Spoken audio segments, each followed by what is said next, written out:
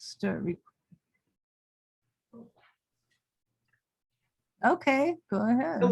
Hello all, I'm John Roche and Jules Nyquist is in the control booth, and this is the official Zoom launch for the latest Poetry Playhouse publication. It's The Art of Restoration by Bart White from just outside Rochester, New York, and originally North Carolina. So it's an amazing book, and we're so thrilled to have been part of the process of seeing this get to print. We have Bart and some friends reading samples from this book.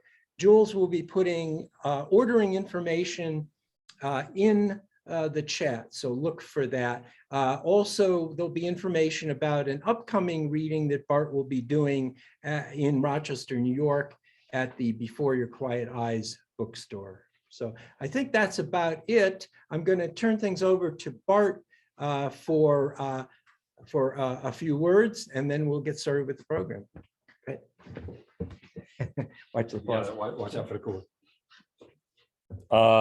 Thank you, John, and thank you, Jules, for inviting me and for making this moment possible. It's wonderful to be in New Mexico. It's kind of unbelievable to be in the Playhouse. It's such an enchanted place, and for you to host me, surrounded by books in a beautiful desert, and to be able to speak to your online audience that you built up for the Playhouse during the long months of the pandemic. And here's to coming out of that and doing more live poetry readings. For me, this is an incredible moment.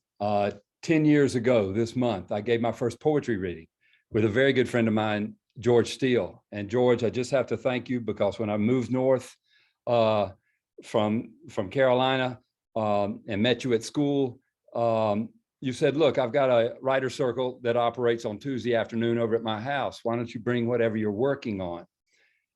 And I love that you just made that assumption about me. So we're still friends and we're still sharing each other's poetry. I'd like to thank Michael Zarnecki of FootHills Publishing. Michael, you offered to do my first chapbook, and our friendship has only grown from there. I think of your really essential quote when you say poetry is an oral art and poems are meant to be heard. And I think that is so true, and it's exciting for me to be able to do that tonight. Ken Kelbo, my other publisher at Before Your Quiet Eyes, and our friendship is only growing. You've become the first listener now to much of my current work. So thank you, Ken, for that. And I look forward to reading at your bookstore in May. So many generous and talented friends that helped me bring these poems together for the book. And Bill Hain, I want to thank you, MJ Yupa, Elizabeth Johnston, Robert Gibbons. I admire your work. You're an example to me, and you've been very generous with your help and criticism. Sarah Freely got a first look at an early version of the manuscript. My Yardbirds group, this is, we meet out in the backyard during the pandemic, and they heard a lot early versions of the poem. So that's you, Mary Hood, Kitty Jospe, Celeste Shantz, Jim Jordan, and David James Delaney. Thanks to all of you. And Colleen Powderly, as ever, my good friend, thank you. David, special thanks to you for that beautiful cover that you put on the book. Some of you have ordered it and have seen it. It's the Victory of Samothrace, the Nike statue. And I think she's become such an emblem for the spirit of the book. She, with that broken arms, is sort of an emblem of defiance and of strength. And we'll get to her towards the end of the reading tonight.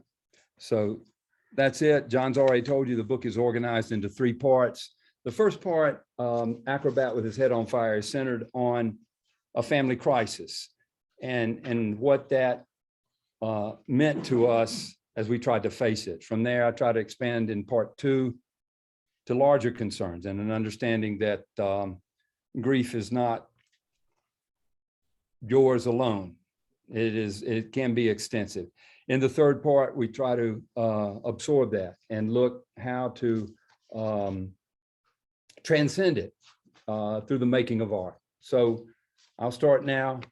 The book is dedicated to my wife, Emma, and to our children, our son, Nicholas, and our daughter, Stella. And the quote to begin it is from Louise Gluck.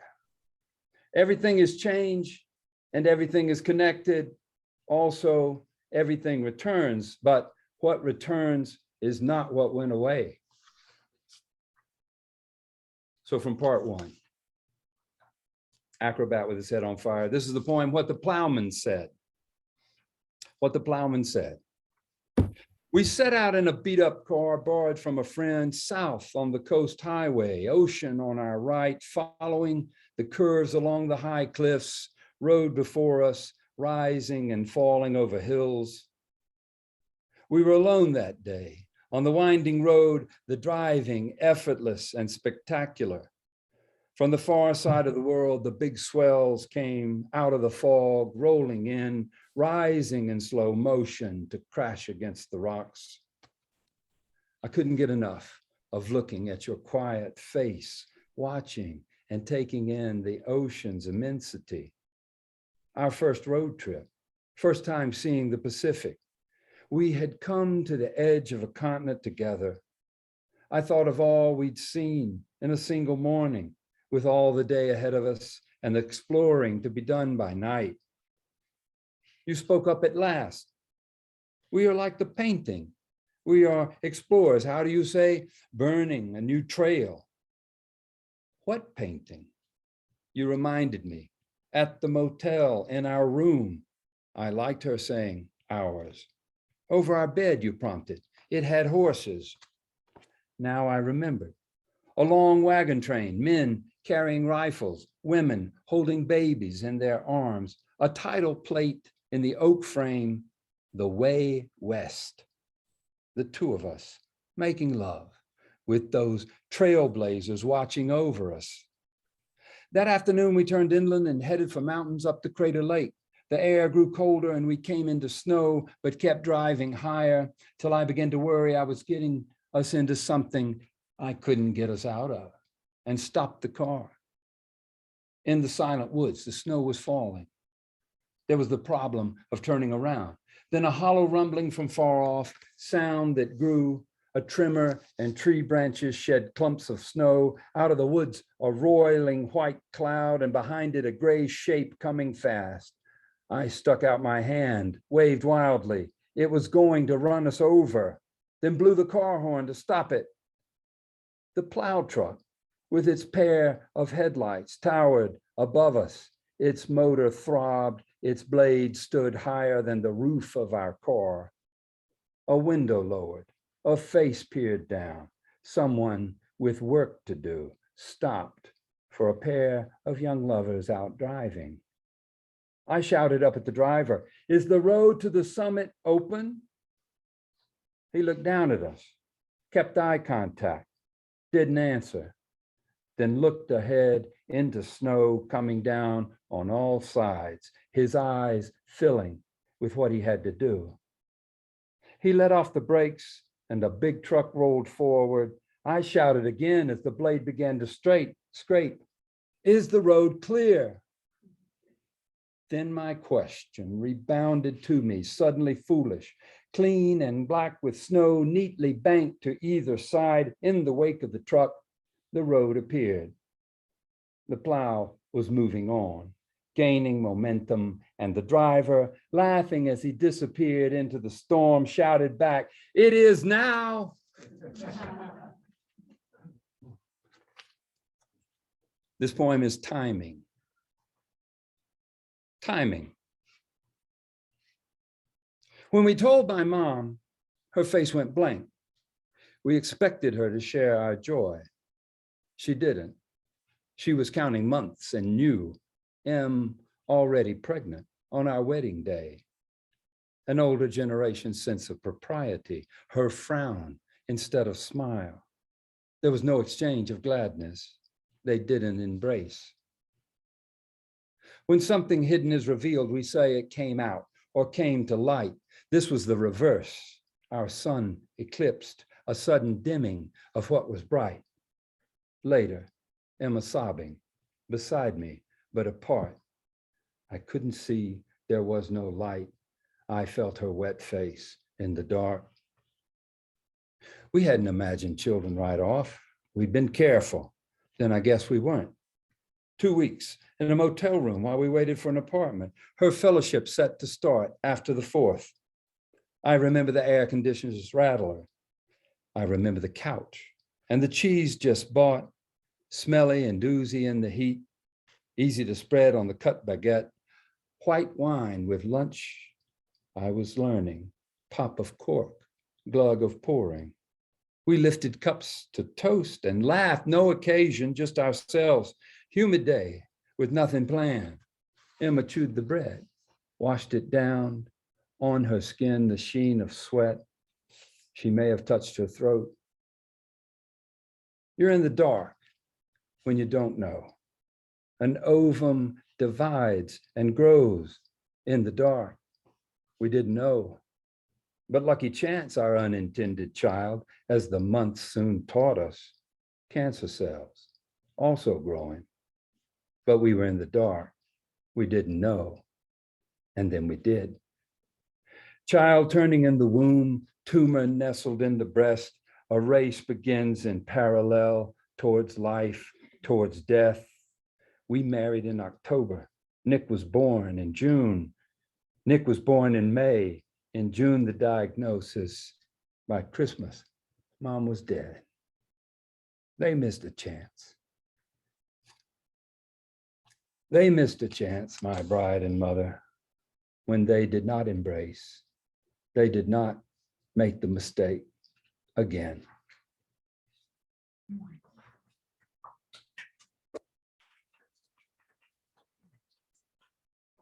Thank you, Bart. Thank you. And yes, applause need not be muted. I'm going to read the next poem in that section, and it's called Gap. Too much nature, you said, because the pines grew so near our bedroom window, and night sounds that were a comfort to me, a homecoming after years in the city, kept you from sleep, their presence out there in the dark. We're in the boonies here, you lamented, on the back road I like to take when our headlights caught a gray fox and its eyes glared green in the dusk before he slinked away. I admired his stealth. Our little country house, you laughed, as we let ourselves in. Hidden in the crawl space under the floors, termites devoured the beams below, while overhead, yellow jackets found a gap by the chimney bricks and filled the attic with a great swarming family. Under them, we lay together, me mocking insomniac you, in those young days, while our house still stood and we were unstung. And I'm going to turn this around so our studio audience can see some of the folks who are reading. And first up, I'm hoping is here from Brockport, New York, William Hayen. Bill, can you unmute and read your poem? I think I just unmuted. Can you hear me? Okay, William, I'm going to stand- spotlight you. Hold on. Okay. All right. Okay, go ahead. All right. Well, Just 1 second. All right, now. well said. Yeah. So nice to be with all you folks, and special congratulations to John and Jules for publishing this book and to Bart for writing it. So terrific. There's a lot of Bart's personality in this poem. It's called What the Wave Returned. We go down by hops, arms held out for balance, till a hand, reaching to grip the rock, recoils from the touch, palm sliced by jagged edges. I put the just cut flesh to my mouth to staunch the blood. Warn wife and son, be careful. We emerge from dense hibiscus halfway down. Open water fills the horizon. Breakers from far out roll slowly in. 100 feet below, there's a turquoise pool captured in a bowl of black lava that flowed 10,000 years ago. We pause to stare into this jewel of trapped ocean that darkens as it deepens from crystal to ultramarine. Nick and I strip off shirts, shout as we jump, swim underwater, passing over the submerged edges encrusted with sea urchins and starfish. My wife sits and watches us. I pull myself out onto a ledge, close my eyes, lick salt from my lips. Then Emma says she's ready to go back up, and I shout to Nick over the booming surf, "Come on." He flails his arms, but makes no progress, something strange. He begins to move backward, away from me, confusion in his eyes, then fear. The bowl of water is draining out, flowing over the rock barrier to open sea, and taking him with it, till a counterforce of an incoming swell meets the flow. A wave rises, lifts, and brings him forward toward the wall, where he'll be pinned and crushed. At the wave's apogee, our hands lock. I grab his wrist and pull him free just as the wave falls and slams blue-green tons against the rocks, liquid exploding upward into foam. The wave showed what it could do, yet delivered his small body a gift. Thank you, Bill. Jules, can you, we have Janet's screen on the screen. Can you stop that sharing? Okay, Bill's back. All right. I don't know how that happened. If everybody on Zoom, can you make sure to mute? Thank you. All right. Okay. Thank you, Bill. Thank you, Bill. Next up is, it's a very powerful poem. Next up is Michael Zernecki, publisher of FootHills Publishing. And can you pin Michael? Thank you, John. Yep, I've unmuted. And thank you, John. And thank you, Bart, and congratulations. And thank you for having me be part of this book release reading. And I'm reading could you just speak up a little bit louder because of the people here? Okay. Okay. And I'm reading a poem called Missing. Missing. See how a round stone parts water, makes water rise to flow to either side, and on the rise, a single point of sunlight turning. I stare till I feel its brilliance burning my eyes to cinders. Around me and above me, green branches lift and fall, easy as breathing, like being blessed. But I'm not comforted. I've come to these woods looking for my son.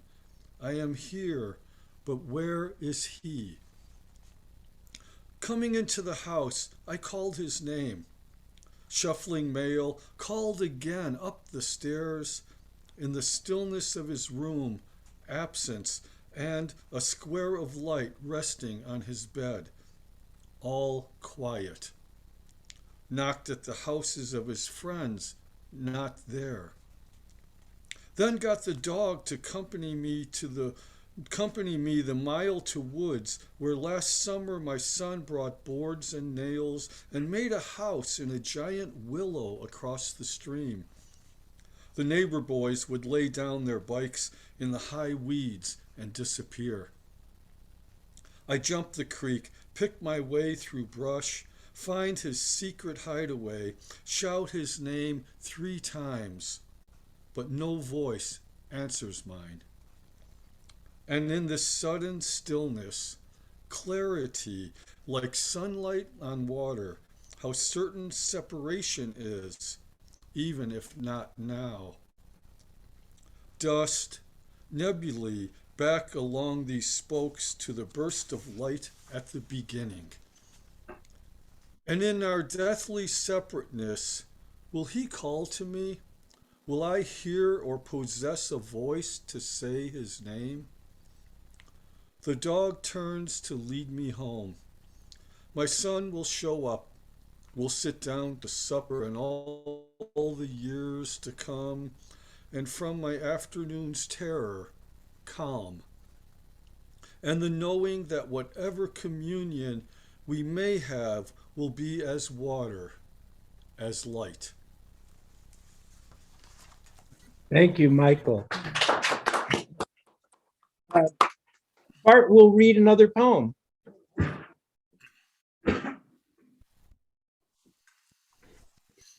Thanks, Michael. You read it better than I could. The poem's called Brutal Proof. Brutal Proof. The long, unreal night of the overdose is over. Mad light of the ambulance racing, red, white, over blank faces of sleeping houses along the street. The crew of men who crowded the room where our son stretched on the floor beside the bed he missed on his way down. The cop who found his bag of stuff without even trying, showed us, matter of fact. On my count, 1, 2, 3, lift. And away they bore the body of my son, raising him shoulder high at the stairs' difficult turn, passing him through the threshold and on to the hospital. The officer, last out, turned and shut our door discreetly. Discovery of what fear is, brutal proof. And after there's no going back. The morning sun so nonchalant, ordinary day beginning, neighbors work their yards or walk the block. Bird song, dew on the grass before the burn off.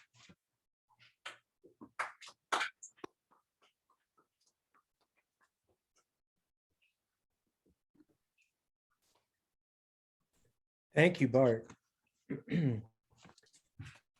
And let's see. Next up is from Rochester is Kitty Jospe. Thank you. Can you all hear me okay? Are you Yes, but, signed in under Kitty or under another name? No, I'm Kitty. Okay, I'm trying to find you on here.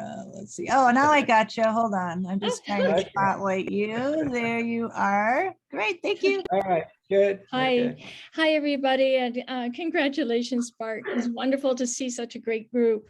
That last brutal poem is followed directly by a song of praise. And I think of you, Bart, this is something that I enjoy sharing with you, that your belief that praise is what lifts us up from the dark moments. Song of praise. 7 diamonds on a leaf, seed heads heavy with last night's rain, their thin stalks bending. A fresh morning finds my son and the world restored. In my nightmare, see him fallen to the floor, see his black hole mouth, his eyes rolled back into nothing staring. Mockingbird on a low branch locks eyes with mine, turns her head to match each step I take, till she's looking back over her shoulder. So close, I see her feathered neck and how she tucks her banded wings. The mockingbird stays, quick hops, reversing her perch, and now she sees me better. She neither reaps nor sows. I have my green fields. I have my son.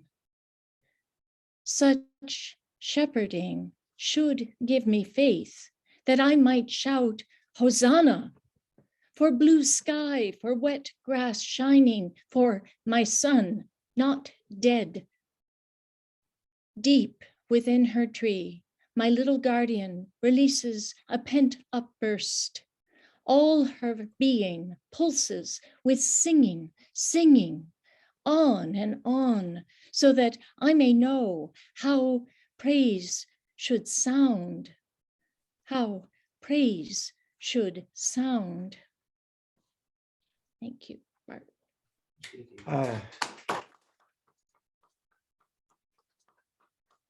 Thank you, Kitty. Beautiful job there. Next up, also from Rochester, is Celeste Helene Shantz. Hey there. Hi, Celeste. Can you hear me? Give me 1 minute to spotlight you. 1 second. And you are signed in under Celeste, is that correct? Yep.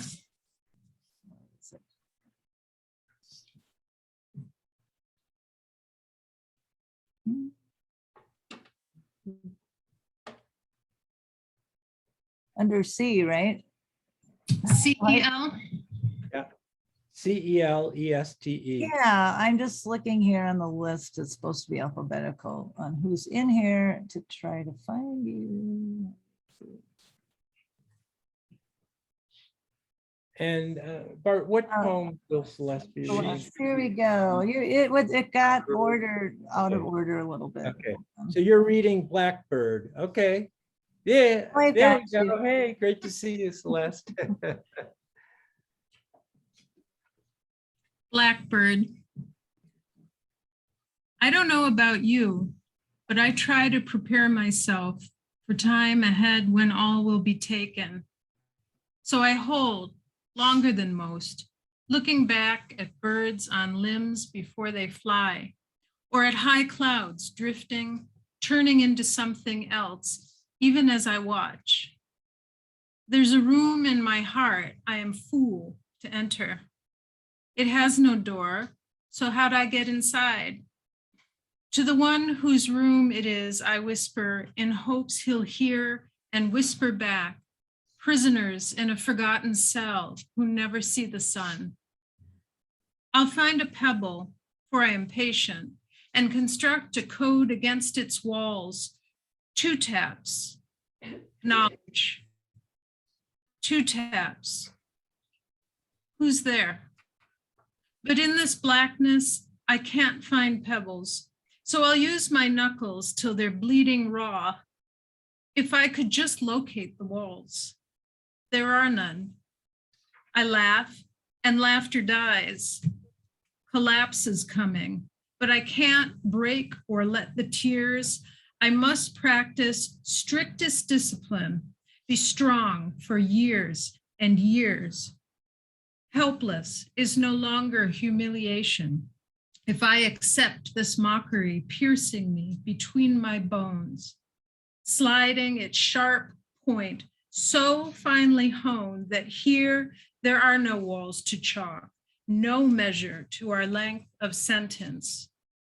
Then I will grieve my living son, without light, no walls or term, as one in perfect blackness. There's a room with no light, I fear is growing. A small bird flew into it. Might it be, as in the lyric, a blackbird that with the blackness blends? Quiet then, for I must listen. Listen.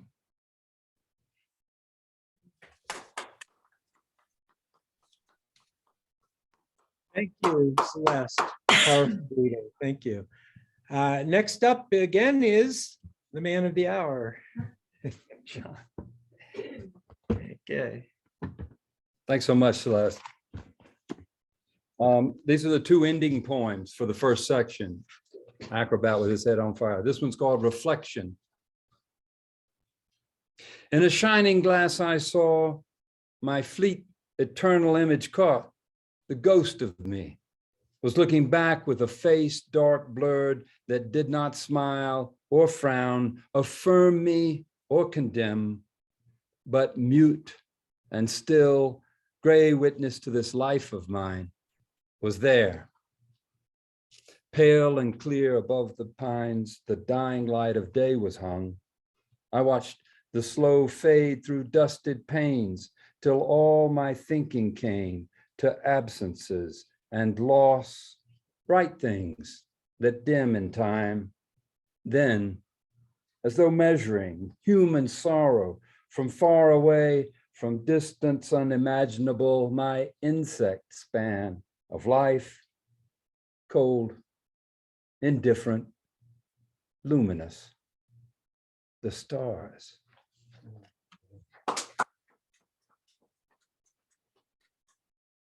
This was called Checking In. Now that we're here, I wish I could have a beer, he jokes. You know, celebrate my arrival at rehab. The day's a real downer, and we hadn't hit bottom, nowhere near. He tries to cheer us both, but I'm all empty. My last cigarette, he announces theatrically, though he just finished one. Orange embers flying out the open window into rolling country as we drove the final mile. He wants another before he checks in, fishes the pack from his shirt pocket, shakes one out, gives me the rest, can't have those inside. He turns his head, cups a hand to shield the lighter, pulls his thumb across the wheel till it sparks, throws away the throwaway, fills his lungs, mouths a smoke ring, puffs a parade of lazy O's that wobble in the humid air and dissolve. I study him, fascinated by his smoker's tricks. He grins and says, watch this, lays a cigarette across his knuckles, tips and flips it by some intricate movement of fingers, over and around, down and under, flaming figure eights, white stick acrobat with his head on fire. I still got it, he crows. My son, my beautiful boy. Keep him from burning, O Lord, from falling to earth before his time, like spent ash.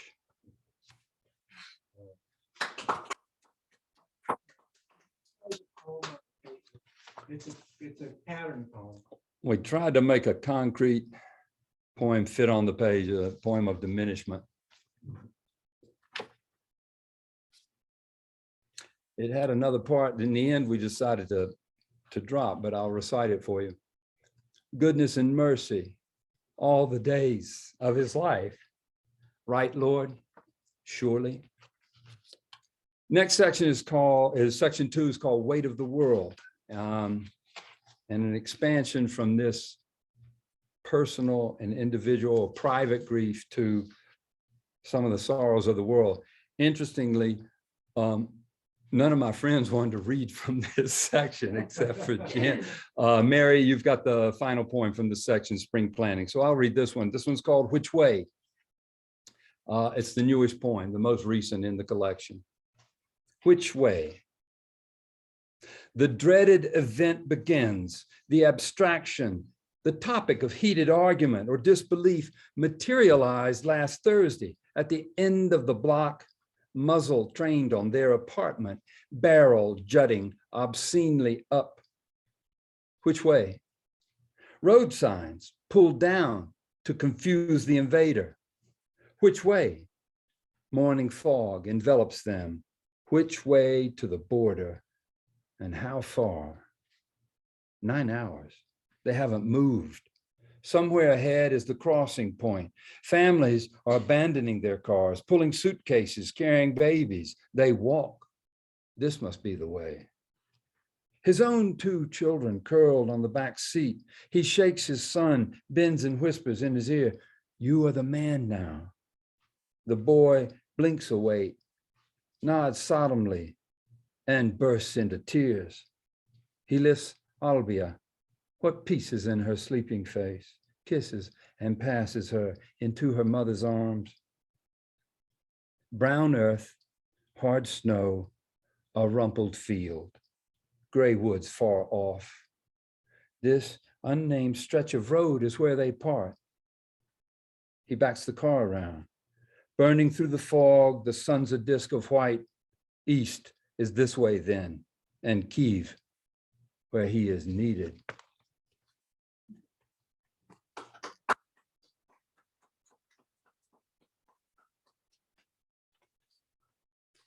This poem is called Torrent.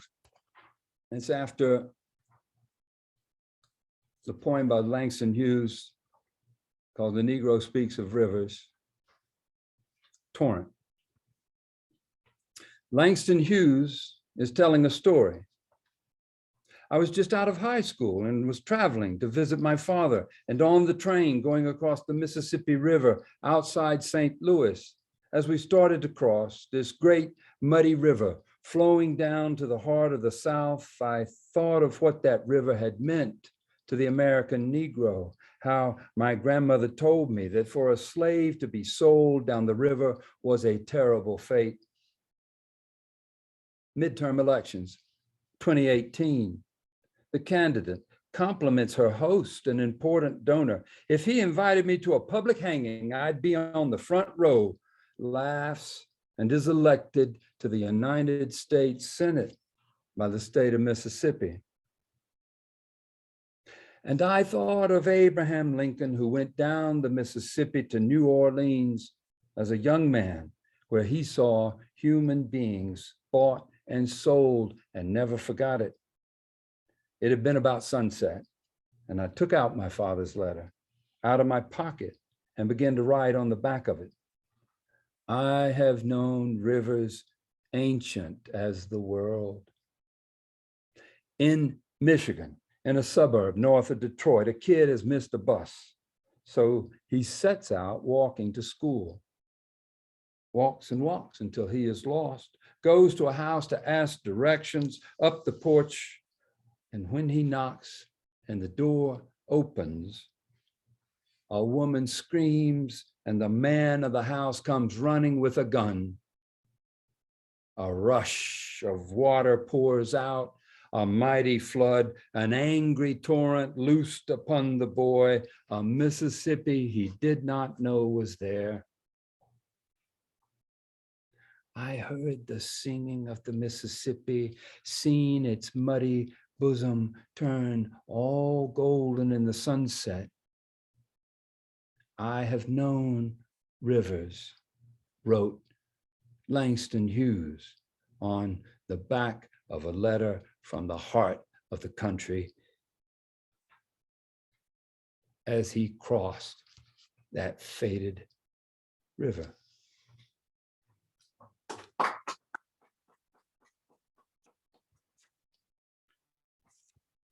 This poem is called What the Day Was Like. Sun broken by clouds, patches of light and shade moving on a table, curled ends of grapevine, groping for an anchor, puddles of rainwater, rippled by wind. A small bird whose name I need to learn flew to the feeder, held the wires, hung upside down to eat a few seeds, and was gone. Elsewhere, men and women opened their doors and were shot with no hesitation, stepped willingly or unwillingly into the torrent of buying and selling, and were drowned. Here, however, the willow tossed and shook, first one way, then another, playing with the wind.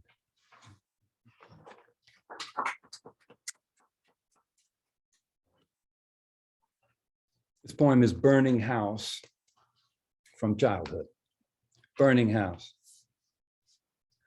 Once when we were boys, a cry came through the open window. It was summer. We were eating supper around our table. The stove was off, the window up. The air was thick and close. It was August. Our father said nothing. Another long, hot day, but the sun was down, and if we kept still, the cool breath of evening might come into the room. When through the screen, the voice called in, "The Craven's house is on fire." My father's knife and fork stopped their work. Our rule was we never broke. We stayed at the table. A ringing phone, knock at the door, ignored until our meal was done. But now he looked across the table, looked at our mother, and something passed between them. He pushed his plate aside and stood. My brother and I scrambled out ahead of him. On the hill, behind our house, a pillar of fire shot up into the sky. It cracked and roared like a living thing, as black smoke poured from all their windows. The Cravens were tough boys. They liked to fight. Their mothers shouted them home with curses. We seldom saw their mister. Spellbound, we watched the fire eat their house. I thought of David, who's in my class at school. He kept a puppy tied on a rope on the car porch. I wished, I prayed right then, let the dog not be burned, Lord. Then ashamed added, let David not be burned. Let him come out of the fire and he can stay in my room. I'll make a bed for him on the floor beside my bed. He can wear my clothes. I'll help him with math and spelling. He can sit and eat with us. The Craven brothers were at baseball practice, as it turned out, so only the dog burned. David didn't come to stay with us. Cousins in another town took them in. The boys changed schools. We stopped seeing them, and I guess I forgot about it. Sometimes, when my windows open in summer, I remember the night my neighbor's house caught fire. I had never prayed with such desperation or intensity, nor pledged myself to God or to anyone since. Still, maybe there's time to take a child's burning promise and make it true. I will make a bed for him. He can eat at my table.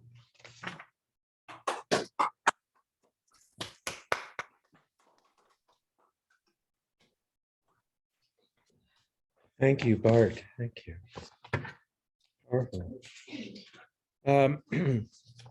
Next up is Mary Hood, who will be reading the last poem from this section, Spring Planting. And I'm going to turn the screen around once Jules, here we go. Hey, Mary, great to see you.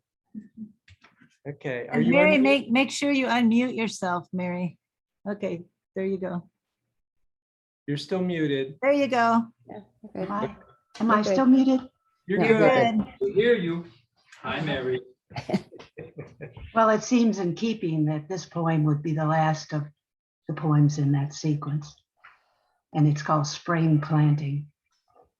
In the fields around Tay Song, farmers grow rice in the demilitarized zone between two Koreas. All day, propaganda songs blare from speakers on high poles. The 197 residents of Tay Song are used to it and go about their work. On plots of land their farmers have farmed for generations. From their rice fields, they see miles of razor wire and blunt gray concrete bunkers.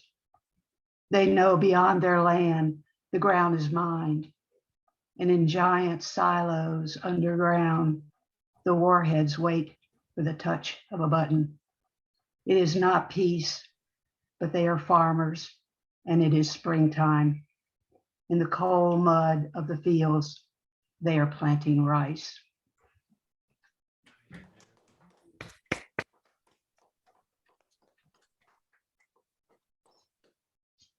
Thank you so much, Mary. Yeah. And Just the announce this the section. parallels are amazing and sad to what's going on now. Do you want to introduce the section? Just say it's Oh, section 3. the we'll art of just say it's restoration. section 3, the art of restoration. That was easy. Okay. This is probably the most difficult section to explain, so that's why I was going to have him do it. Okay. Anyway, first up is going to be Jim Jordan. So Jim, can you unmute? Give me 1 second here. Moving around on me. Oh, there he is. Nice comments in the chat, Bart. Okay. You can read later. Hey, Jim. Hey, good to see you. All right, I am honored to be reading a poem out of this book of, as I've listened, all all the poems are so wonderful, and I'm glad to be able to read one. Orpheus. The brevity of these winter days, those leafless woods, that empty field, how quickly night swallows everything. Behind me, my daughter's in her car seat, talking to herself, reciting her day as we drive home. I smile at the notes her words make. You can use the yellow when I finish. Imagine the longing of waiting for yellow. I cannot turn to look at her. Through the steady flip of wipers, I strain to see and keep my lane.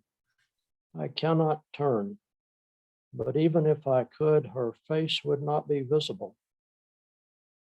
So this is how time to come will be. Night falling fast, taking all colors with one sweet voice calling in the darkness. Imagine the longing. Thank you, Jim. Thank you, Jim. Thank you. Good, clear reading. Thank you. Next up, someone who was a Cactus Poetry feature not too long ago from a farm near Blue, Ontario's shore is MJ Ayupa. MJ? Okay, I'm up in the corner. You're going to have to try to seek me out. We're going to pin you. Okay, Yep, I fine. got you here once. It won't be painful. Okay, it won't be painful. That's good.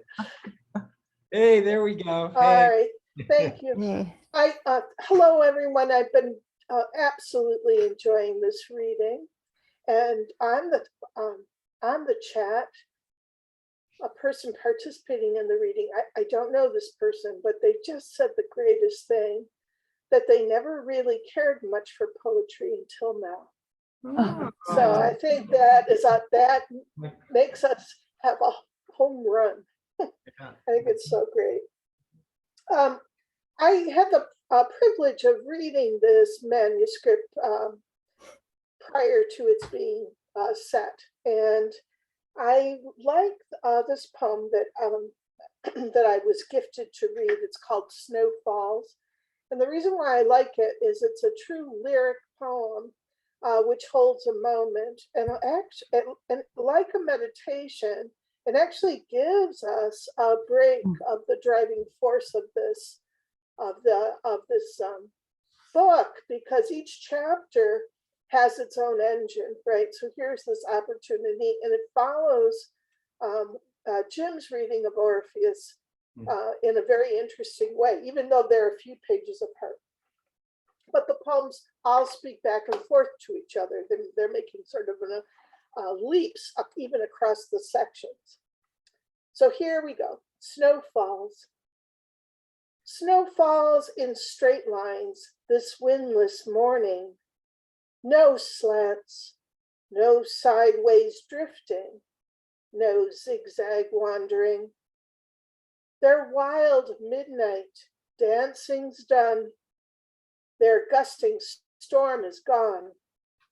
Austere verticals, sky to ground through, elegant, gray, calm, white, flakes, trace, slow, pure lines. So in truth, this is like looking through a curtain, and then that's in front of the window that gives us a moment to pause. It's so beautiful, Bart. Thank you, MJ. Yeah, thank you. Thank you for the reading and also the wonderful interpretation. Thank you. Yes. Beautiful voice. So it's Colleen. Nice. So next up, we have another friend from Rochester who happens also to be a Poetry Playhouse author, Colleen Powderly, who did her Psalms from an Ordinary Woman in 2020. So Colleen, hi.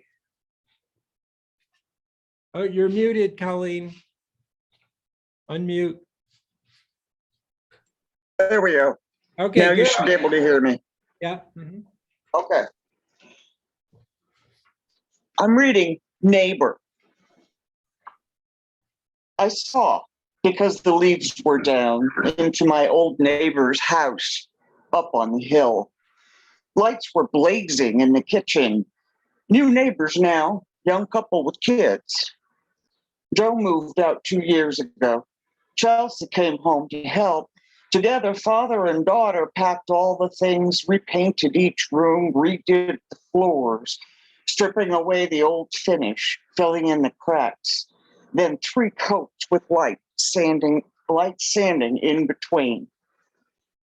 I stopped to say goodbye and offer belated condolences. Gail had died in the hospital 8 months before. To tell the truth, Joe was full of himself, a back-slapping former jock, so I kept a kind of distance between us. Still, when fate hits men with such a club, least you could do is acknowledge the blow. Joe invited me in. This was spring, now I remember. The walls were bare. Each room echoed its emptiness, but the place was clean and hopeful. The floors shone like honey. Joe pointed out the risers and spindles on the stairs, for he had patience and plenty of time to do each one. Now he urged me to run my palm down Mr.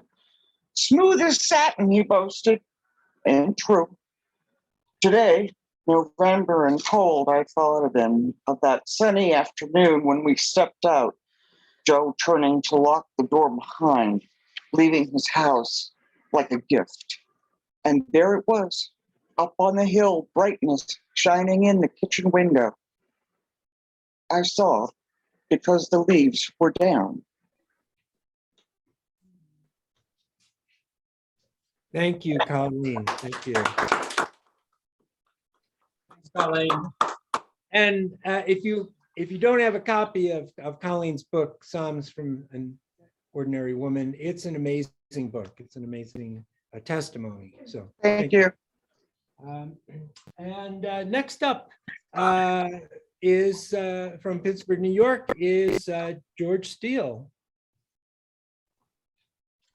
George, please unmute. Hello, can you hear me? Hello, We can, yeah. Joel, just take a second. Joel, I've got to it here. pin Hold you. on. Okay. All right. Are we ready? There we go. Hey, good to see you. Yeah. Good to see you, John and Bart. Always good to see you. And you guys have put together a beautiful book here, and the readers have been wonderful. This one is National Gallery of Art, Denmark. It's an ekphrastic poem inspired by a painting, A View from the Ramparts of Kronborg Castle by C.W. Eckersberg. 1. In this picture, time slows to the pace of another century. Cadets are marching back and forth along the outer walls of a castle.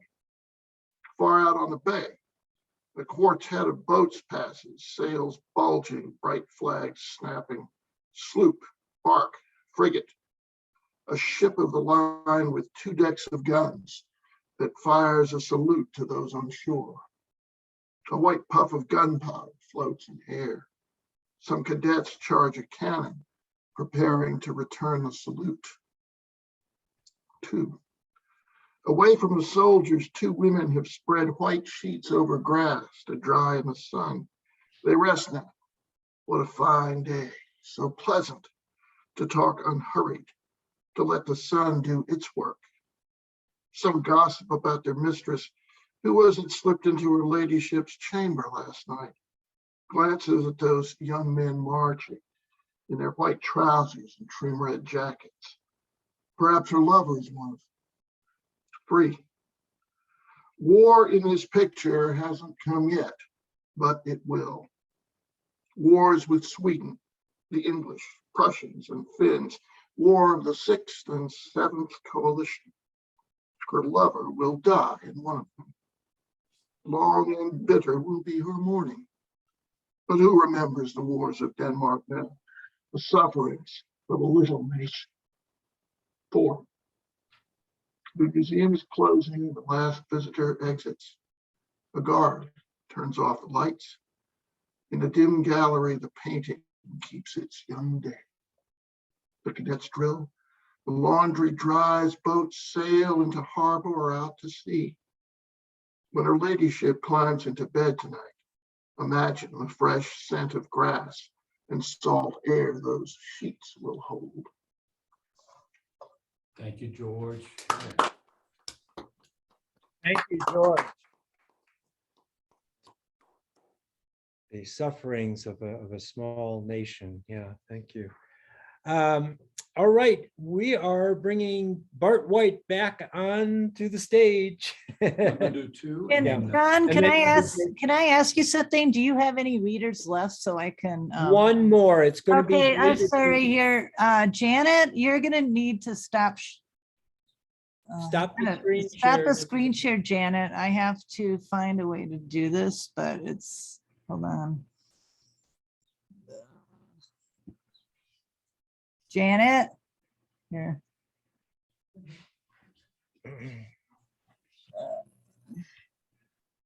Okay, I found it. Yeah, It all just right. took me a while to get to Okay, it because. So the next, after Bart reads a Sorry about couple of poems, the last person's going to be David Delaney, And then I'll close. and then Bart will close. Okay, good, thank you. Is this the right way? I'm seeing only myself and the guys here. Thank you, everybody. A short poem called Recovery. Recovery. This is on page 64. How hopeful his young life is, I think and smile after our conversation. Graduate application submitted, interview for a job in Boston, relationship rekindled with a girl we like. Each thing so promising, and all at once is like 3 bright apples kept aloft by a deft movement of hands. Happiness, a juggler's trick of timing that seems defiance of gravity. But we remember when it was dark and his long, slow climb back to light. So we are happy for the sun's glad touch, for any apple before it drops. Amen. Thank you. This poem is Blue Wave, another poem with the sea in it. Blue Wave.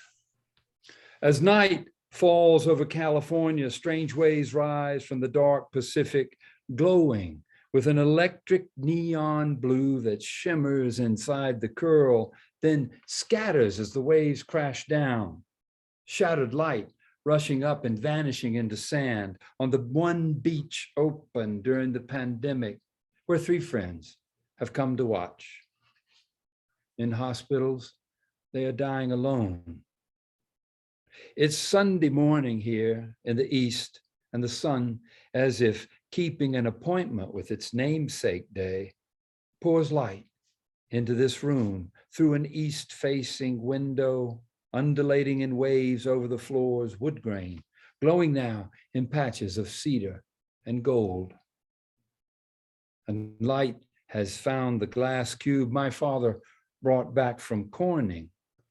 I'd wish, as his cancer spread, to visit the glassworks. He wanted to look into the white hot furnaces, to see inside that crucible of heat, curious to watch the molten glass transform, pulled and fashioned into shapes as it cooled. This glass cube, with a quarter of its material removed from one corner, sits on my desk at an angle. Its elegant geometry, crisp lines and facets, bright with sunlight that spreads into purple, blue, yellow, orange, green, hidden rainbow of white light, a revelation. The 10th century poet, Chiatao, observed disciples making sketches of their Zen master in meditation. After the teacher dies, when his followers have burned the body to ash, Chiatao notes the snow coming down in the pagoda garden, dust settling on shelves in the library.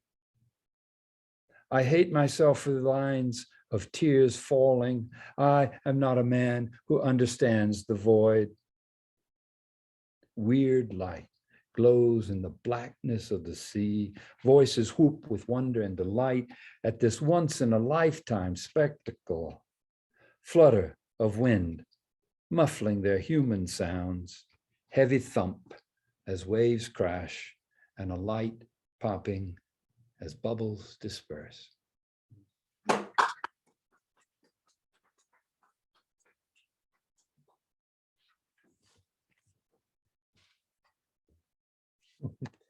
This is David Delaney. Beautiful, Bart.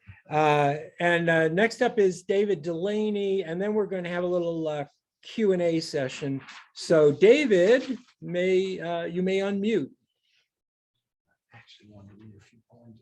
Oh, you're going to do, okay. Too close. Yeah. There we go. All right. There we go. Mhm. Nice work, Bart. Good book. I'm enjoying it. John, Jules, thank you for bringing that to us.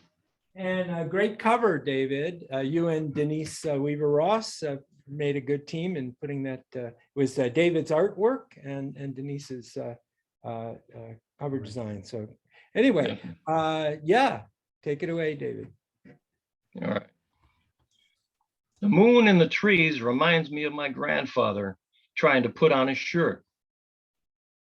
I was in the hall going by. His door was a few inches open. I saw him in the gap, partly dressed, one arm stuck in a sleeve, the other across his lap. He looked thin and hung his head, a man who'd taken pride in his looks, who sent shirts to be washed and pressed, sat at the edge of a bed, unable to finish dressing. I felt ashamed most of my life for seeing him half naked, defeated. Decades later, with M, on a mild November morning, walking in the village, enjoying the last of the season's colors, crimson and rust-toned leaves still clinging, my wife says, "Look, there's the moon still." But I don't see. "There," she says, leaning into me and pointing till I find it, chalk white, appearing snared in the bent branches. And this put the thought in my head of my grandfather caught in his shirt. I watch my wife in the mornings push through pain to dress and go to work. "I'm not sure I can get up," she'll say. The light in the bathroom seems so far away, but then she does. And I think now, I may have misunderstood what I saw that morning. I spied my grandfather alone in his room, entangled in his shirt. He was not defeated. He was taking stock, pausing to calibrate what pain would demand to bend his arm against what he could will himself to do. Never mind the 6 buttons after. Never mind lacing and knotting his shoes. He was gathering what was left of his strength. Thank you, Bart. Well done, David. Thank you. We're going to bring Bart back up for a couple more. Yeah. Beautifully read, David, and everyone else who's read for me. You do a better job. It's wonderful to hear it in your voices. I want to finish up here with 3 poems. This one's called Dark Letters. And this is for Emma. Dark letters. Your body, my shield against the cold, protector when my dark thoughts swarm.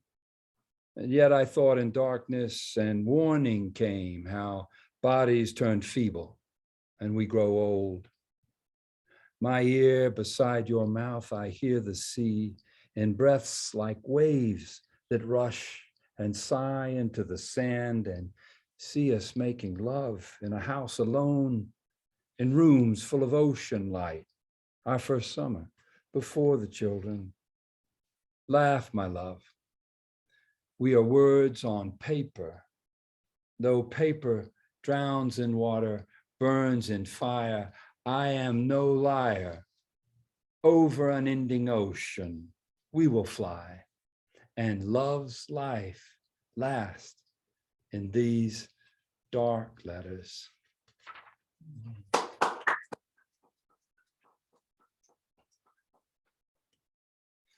You said, why is so much of the poetry focused on bleak and hard and sorrow? So here's a counter to that. Do my best. This one's called How to Sing. One should sing without effort, as the wren does each morning. If you're strained to compose it, maybe you're attempting the wrong song. Stop, wait. Perhaps in stillness, a sign will appear. Maybe this.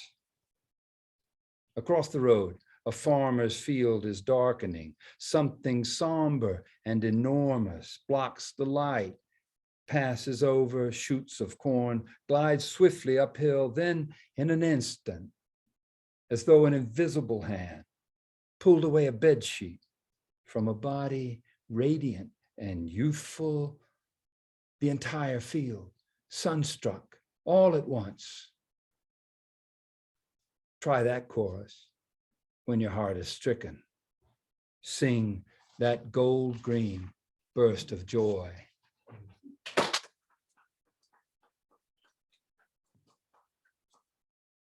The last poem that gave me my title. Jennifer Maloney, if you're on, thank you. You swore me off a earlier, weaker title. This is called The Art of Restoration, Remembering, or The Art of Restoration. Some strangeness creeps into this ordinary word to make me think of reattaching body parts. Remember the famous statue on the landing of the grand staircase at the Louvre? Her battered torso, headless and armless, yet striding forward, sea wind pressed against belly and breast, wave splash garment pulling tight across thigh, with two strong wings sweeping up from the shoulders. The air in the museum is still. There is no wind or sea. Imagine her sculptor covered in dust and sweat as he works the stone with mallet and chisel, carving from rock the illusion of thin cotton clinging to a woman's body.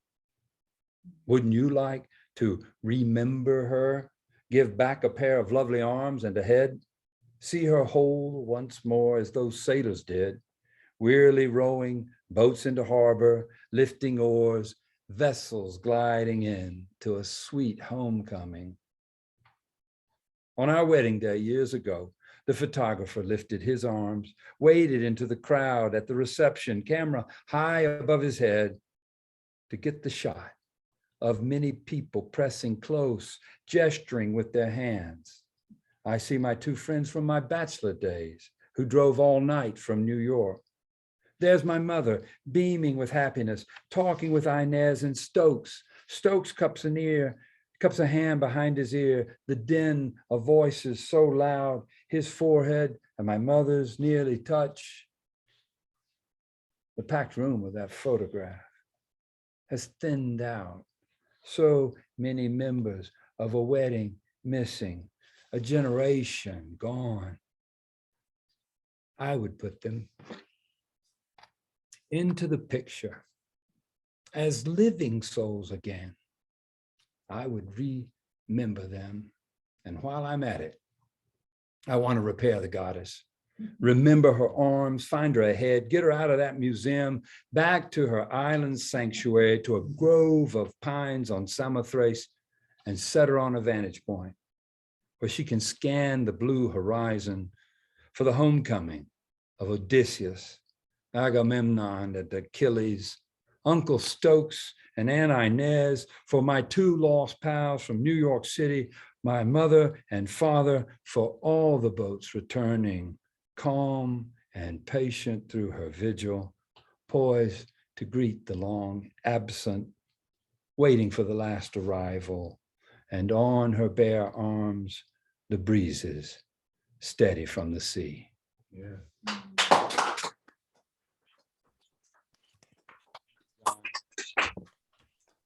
Okay, can everybody unmute out there in poetry land?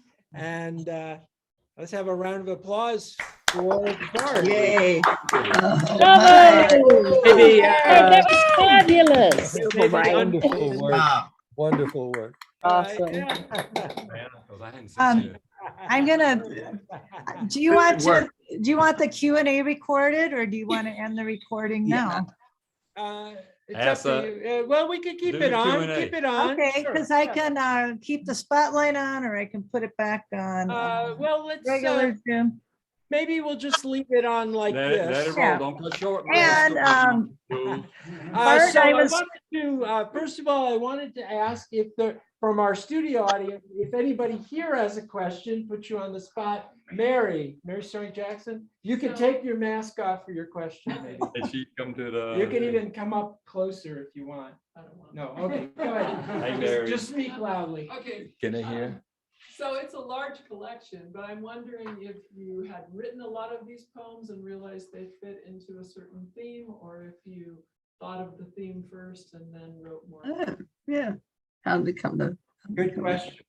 Could everybody hear the question okay? Yes, we can hear that. If Bart, if you want to stay in front of the camera to answer. Yeah, sure. You could just stand right There we go. Yeah, yeah. So, Mary, great question. It grew, so I guess it started with that personal set that became Acrobat with his head on fire. I realized as I wrote from just reading the daily papers, the section 2 has a broader view, you know, the global sorrow that is out there, that somehow came a part of that. One of your readers last month said, I realize I carry a grief that's not entirely my own. And I think the experience, people listening in out there, I think you may nod your head in agreement. Your personal experience of grief can open you up to others. I mean, that is, I think, our first and hardest lesson in wisdom is experiencing and learning that we're helpless for so much experience in life, and teaches a kind of humility and hopefully an empathy for other people. Yeah. The original title, I think 4 or 5 years ago, was The Weight of the World. Again, I think The Art of Restoration is certainly a more hopeful title. I'm not sure I would want to pick up a book that said The Weight of the World. We get plenty of that as it is. We wouldn't sell it. And so I'm not sure if that answers your question, but things were added. John invited me a month ago after many editing sessions. The invasion of Ukraine began February 24th, I believe. And he said, Bart, do you want to respond to this? I have to be frank, quite honestly, I did not. I think it takes a while to absorb something of that enormity. And I didn't feel adequate to it, and I still don't. And I don't know, working poets out there, nod your heads if you agree with me, but it's bigger, it's so much larger than we are, and what can our voice do for that? But can I respond? Yeah, please, John. Just that, since my suggestion, I think that the Which Way poem, it addressed it beautifully, but you're not dealing with the whole, larger thing. You're looking at one refugee family, and it tied in very well with the poems in there about refugees in Syria and elsewhere. So it kind of worked, I thought. Yeah. Anyone else here that has a question? Yeah, Cooper. Mhm. Not a question. Well, I'm Or just response. wondering how it felt to you having people listening to your poetry being read. Wonderful, because I wasn't nervous a bit. Yeah. Well, Bart, it's And- good that you have a live audience. It really was wonderful. It's John had that idea. I wish I could claim it truly, but it felt like such an affirmation of friendship. Your voices made me hear the words differently.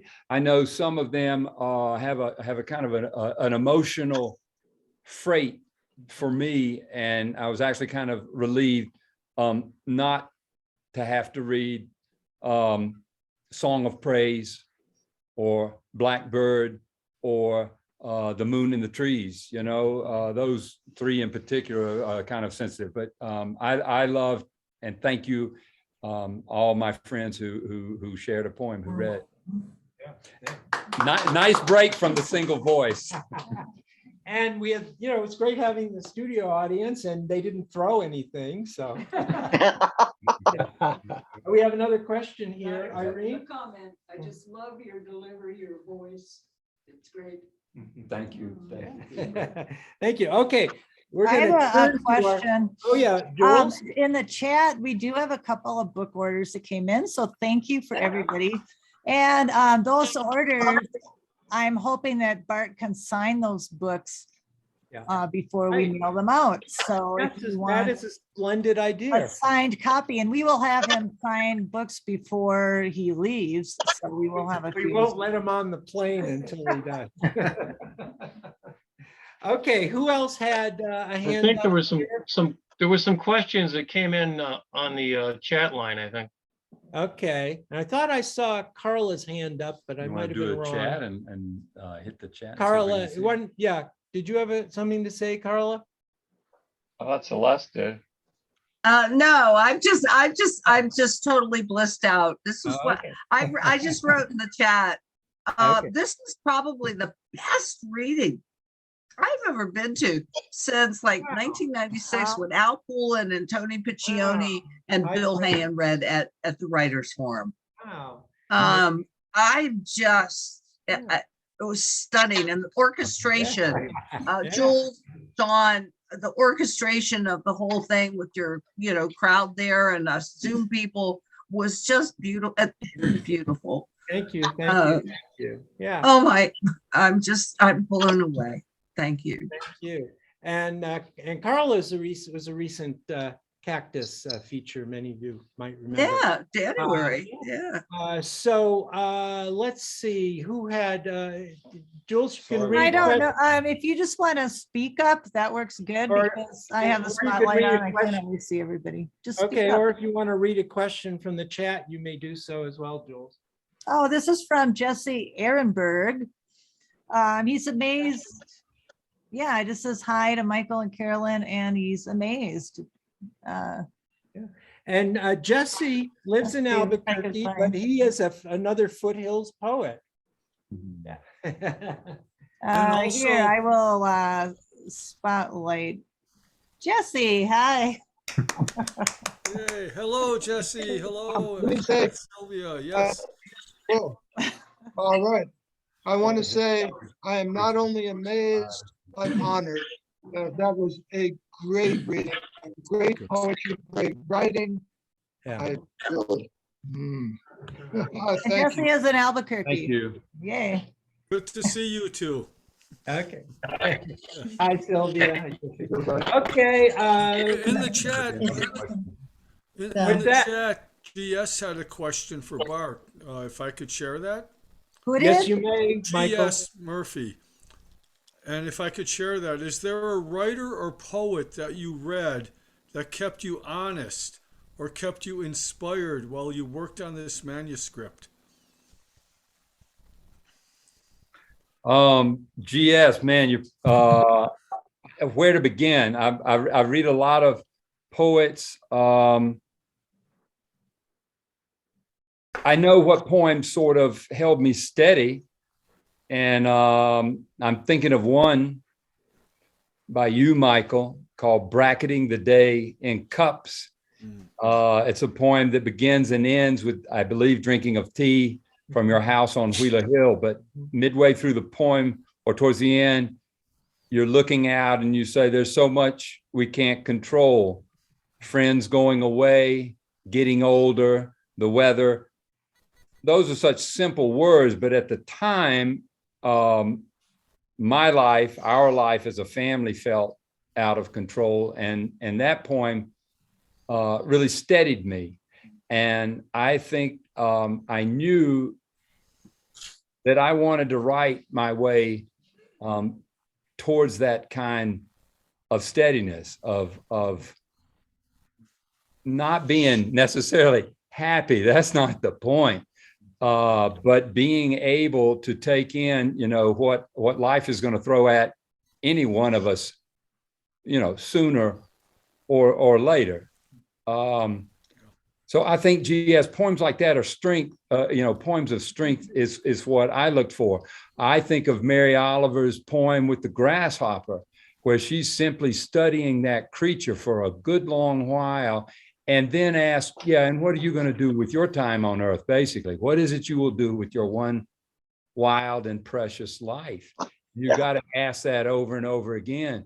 Bill Haynes' Blackbird poem, where an entire flock of them burst upward. And Bill, you write, and you're as accomplished a poet as anyone around, and yet you write that red. I've always missed it. In other words, I can't capture it. Just that simple thing of a poet trying to capture a color. And after all, they're word equivalents. They're not the color. That red, I've missed it every time. Anyway, I could die now. Could you? So talk about an essential question and asking it. And when I read that, I felt that in my heart, I could die now. So it sounds morbid to say it's a preparation for that, but that's what it is. I mean, how else to make your time on earth truly fulfilling? And that's it. I've been on a soapbox now, but thank you for those poems, guys. Well, that realization is not a morbid realization. It's actually a life-affirming realization. Yep. It's a life. And just one comment, just quickly, when you read the Burning House poem, obviously it touched me deeply too, hearing that, having had that experience of a house burning totally to the ground and losing everything, Great reading, Bart. Thank you, Michael.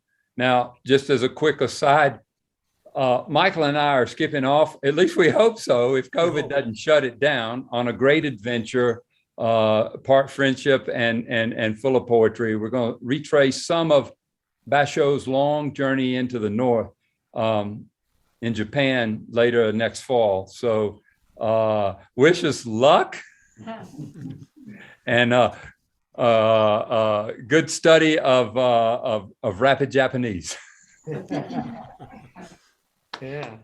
All right, and I've got Dwayne Wilder on here too. He has a question. Hi, Dwayne. Hi. Dwayne is a co-editor with Bart as well. Thanks. Dwayne is my co-editor on an anthology of climate crisis poems called Civilization in Crisis. And one of the poets who's in the book is in the room. You can wave, Dwayne, to Mary Strong Jackson. Oh, wow. Hello. And it was a wonderful book. But Bart, you're the man of the hour here. It is rare for me to experience an evening of read poetry as anything but kind of a drive-by shooting, just idea. And each of your readings and the rest of the readers tonight have paused and given the poem a chance to breathe in a way that I would not be able to characterize, except to say it's so full of impact, immediate impact of your poetry. I was just blown away. Well, Dwayne, thank you. I'm humble. I feel humble from such praise from you. I've been so blessed with good poet friends to work with, and I'm thinking of Mary Oliver's great quote: "Happiness is good work ongoing." So, Dwayne, you've been a part of that. John and Jules and Ken and Michael, my other co-editor Jennifer Maloney, and Eric Rounds on a book of bird-inspired poems. Anyway, it's a beautiful thing to have a creative life and to share it with other people. And the flow is back and forth all the time. Yeah. Thanks, Dwayne. I'd say we maybe have time for one or two more comments or questions. And I would just say, if you're on Zoom, just speak up. We can hear you, and then I can try spotlighting you if you want. Otherwise, I will just, I'll stop the recording. And but I just really want to say that that's always just a great idea to have friends read poems. Yeah, it really is something we should do more of. Ken Calvo, what is the date of Bart's next reading at your bookstore, Before Your Quiet Eyes in Rochester, New York? What day is that? You're muted. Sorry. Can you unmute? Bart White and Bill Pruitt will be reading May 22nd at 2 p.m. at the bookstore Before Your Quiet Eyes, 439 Monroe Avenue. And we'll have some food and hopefully good company and a nice turnout. Thank you all. Anybody in Rochester is around, please stop by and hear Bart and Bill read. Love to have you. And it's a great bookstore. Check it out. All right. On that note, I'm going to stop the recording, and thank you, everybody. Can we have a round of applause again? Thank you. Great job. Beautiful.